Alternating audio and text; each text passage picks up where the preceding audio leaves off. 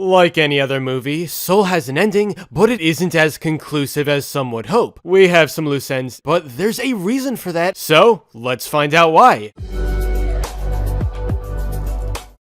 Soul is beautiful. It's easily one of Pixar's best movies in the last decade, and it reveals that the company does so much better when they focus on original ideas, as opposed to countless sequels. There's way too many. Nothing is out of the question for them when it comes to storytelling, and the meaning of life is just one of many potential topics to explore. Why do we exist? What makes everything so special? Soul wanted to answer some big questions, and it's a story that appeals to adults as much as kids. I think the movie is one of the most mature Pixar has ever done. But with the background aside, we need to talk about the ending and why a bunch of answers were not revealed. Spoilers ahead, obviously. In the final few minutes of Soul, we've experienced a lot in Joe Gardner's life. He almost died, had to get back to his body for the opportunity of a lifetime, and then that didn't end up being as amazing as he hoped. If playing music was his reason to exist, then why was he disappointed? As it turns out, he receives a new appreciation not for music, but for the very act of living. Joe accepts that it's his turn to enter the great beyond when suddenly he gets another chance. This is fun and all, until you realize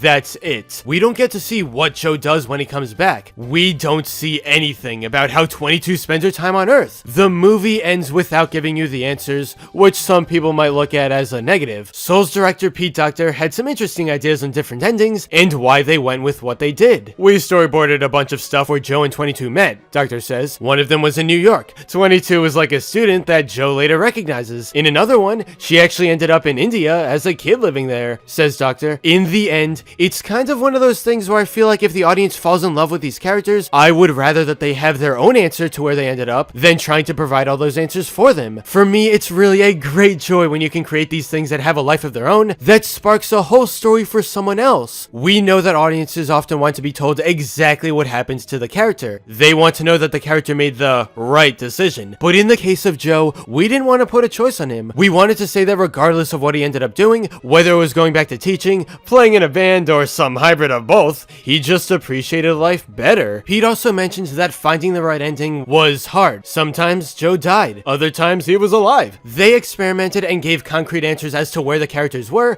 until they finally decided on the ambiguous ending you see now. While yeah, some may see this as disappointing, I honestly think the exact opposite. It would be nice to know what Joe does next on Earth or how 22 is as a real human being, but at the end of the day, that's not important to the main message behind the film. What really matters here is that the characters have developed to a point where they can live life to the fullest. There will be obstacles and they can't be happy every minute of every day, but they can appreciate the simple idea that they are breathing and experiencing the world. What they actually do off screen is irrelevant, as long as they continue with this newly achieved attitude. Joe's final line is the best way to understand the movie's message. How are you going to spend your life? I'm not sure, but I do know I'm gonna live every minute of it.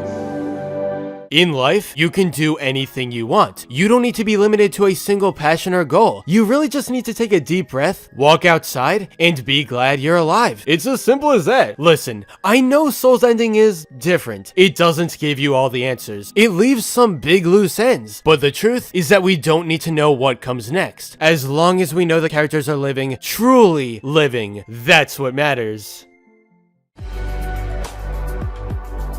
But anyway, that's all for this video. Subscribe for more awesome cartoon videos. Give a thumbs up and comment below, let me know what you think. Thanks for watching, and I'll see you guys next time.